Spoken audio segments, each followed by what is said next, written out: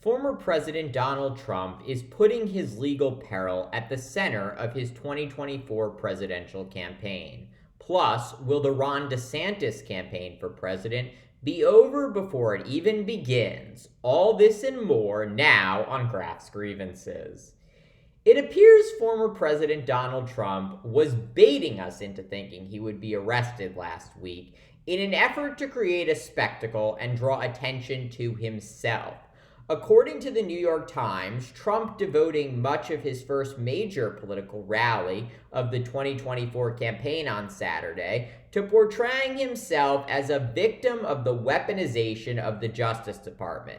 Speaking to a crowd in Waco, Texas, Trump saying, quote, "The abuses of power that we're currently witnessing at all levels of government will go down as among the most shameful, corrupt, and depraved chapters in all of American history." Yes, that was the twice impeached, disgraced former president saying that.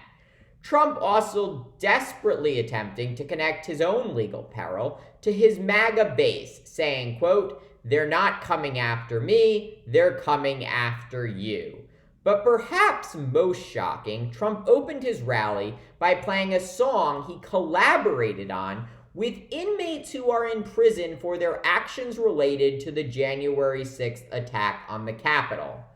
So what are we to make of this bizarre campaign, and will it result in Trump recapturing the Republican nomination for president? Notably, Trump spent almost zero time talking about actual policy. What is he going to do for the American people should he get another term in office? Trump spent mostly the entire time focused on himself and the legal challenges he may face in the coming weeks, months, years. The question is that really what voters actually care about? Even hardcore MAGA voters, do they care what Trump's legal issues are? Trump also did a good job at reminding voters about why, even hardcore Republican voters, why they might not want him to be president again. Trump is potentially going to face indictment for paying off a porn star or an adult film star to remain quiet about an alleged relationship they had. That doesn't really, any person, Republican, Democrat, independent, rich, poor, can ever relate to the idea of paying off a porn star to keep quiet about a relationship that they had with them. In addition, no charges have even been filed against Trump. So this whole entire rally was kind of it was totally professorial. It had nothing to do with something that had actually happened. So it really showed how out of touch Trump was with not only Republican voters, but Democratic voters and independent voters. Also out of touch with what's going on in America. It is true that Trump spent a portion of his rally trying to take down his potential rival for the GOP nomination, Florida Governor Ron DeSantis. Trump touting his growing polling advantage over DeSantis, saying the Sunshine State governor is, quote, dropping like a rock. And actually, Trump has some statistics to back this up. The latest Reuters Ipsos poll shows Trump at 44% support among Republicans and GOP-leaning independents, and DeSantis at just 30%.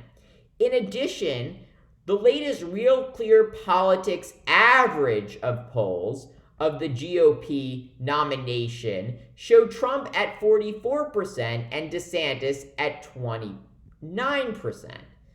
So is there any way DeSantis can gain on Trump, and what impact might a Trump indictment have on the polls? Some political analysts have talked about the concept of rallying around the flag. And in this context, what that means is that should Trump get indicted, he might have a bunch of Republicans and people on the edge about supporting Trump for re-election come to his defense and say, Alvin Bragg, the Manhattan District Attorney, or the special counsel are only going after Trump because they know if he won the Republican nomination for president again, he would beat President Biden.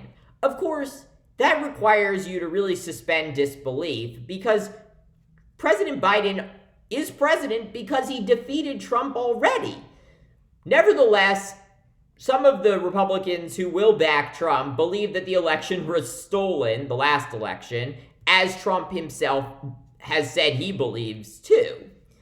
In addition, what can DeSantis do in order to help himself against Trump should he decide he's going to seek the Republican nomination, as he's indicated he will? And it seems like the key for DeSantis is going to actually be to focus on policy and what he has done as governor of Florida.